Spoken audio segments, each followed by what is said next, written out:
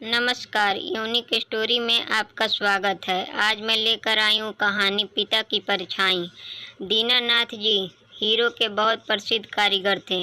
उनके हाथों में करिश्मा था कि उनके तराशे हुए हीरे जो भी देखता हैरान हो जाता।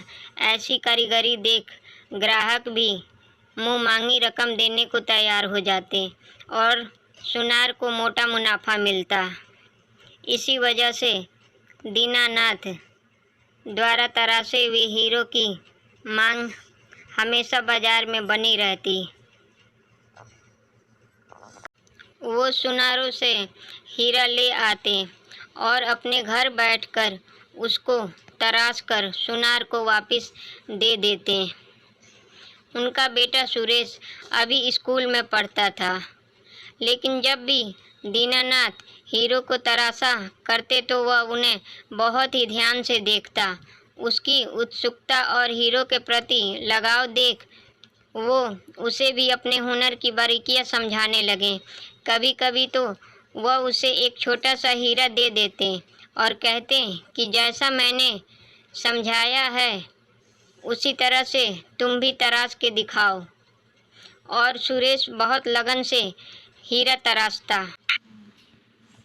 जैसे जैसे वक्त बीतता गया उनका सुरेश भी अच्छा कारीगर बन गया और दीनानाथ जी बहुत खुश थे। अब वो सुनारों से ज़्यादा हीरे लाते और दोनों बाप बेटा मिलकर उनको तराशते। लेकिन अब तक उन्होंने सुनारों को अपने बेटे की कार्यकुशलता के बारे में नहीं बताया था। एक दिन अचानक दिल का दौरा पड़ने से दीनानाथ जी की मौत हो गई। बेटा गम में डूब गया। उसे पिता की मौत का सदमा इतना गहरा लगा कि वह हर वक्त दीवार पर टंगी अपने पिता की तस्वीर को ही निहारता रहता।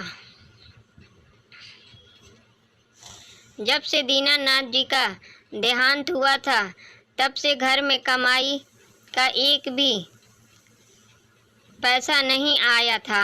घर में दाल रोटी खत्म होने की नौबत आ गई थी।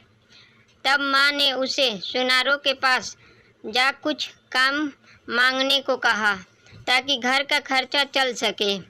और कोई चारा ना देख उसने अपने को संभाला और बाजार निकल पड़ा। दीनानाथ के चले जाने के बाद सुनारों ने हीरो की तराशी का काम दूसरे कारीगर को देना शुरू कर दिया था। कुछ सुनारों ने तो सीधा यह कहकर टाल दिया कि जब काम होगा बुला लेंगे, और कुछ ने अभी कोई काम नहीं है कहकर उसे चलता किया। थक हार कर बेचारा घर वापस आ गया।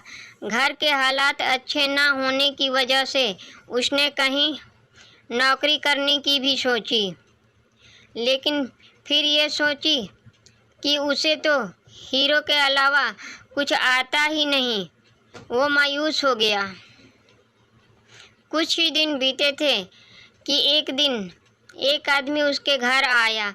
उसे मालूम ही नहीं था कि दीनानाथ का तो देहांत हो गया था। यह सुन उसे बहुत दुख हुआ और वो जब चलने को हुआ तो सुरेश ने पूछा, क्या कोई काम था? तब उस आदमी ने बताया कि वो पास के शहर में सुनार है और अक्सर दीनानाथ से अपने हीरो का काम करवाता था। यह सुन सुरेश ने उसे आग्रह किया कि वो एक हीरे का काम उससे करवा कर देखे। सुरेश ने उसे ये भी बताया कि अपने पिता से पूरी कारीगरी उसने सीखी है। ये बात उस सुनार को ठीक लगी और उसने सिर्फ एक हीरा सुरेश को दिया और कहा कि इसे तराश कर कल मुझे दुकान पर दे जाना। अपने पिता को प्रणाम कर सुरेश काम में जुट गया।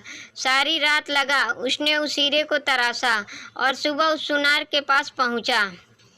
उस हीरे को देखते हुए उस सुनार के मुंह में सिर्फ एक ही बात निकली, कौन कहता है दीनानाथ जी नहीं रहे? दीनानाथ तो मेरे सामने खड़े हैं सुरेश के रूप में। यह तो अपने पिता की ही परछाई हैं। यह सुन सुरेश के आंखों में आंसू आ गए। ये कहानी हमें यह बतलाती है कि अपने हुनर को पहचानो, जीवन में आगे बढ़ने के लिए परिश्रम करो और अपने काम को लगन से करो, तभी सफलता तुम्हारे कदम चूमेगी।